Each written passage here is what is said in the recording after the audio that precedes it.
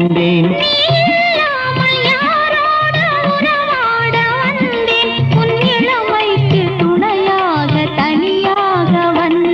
நான் மலரோடு தனியாக ஏன் இங்கு நின்றேன்? என் மகாராணி உன்னை காண ஓடோடி வந்தேன்.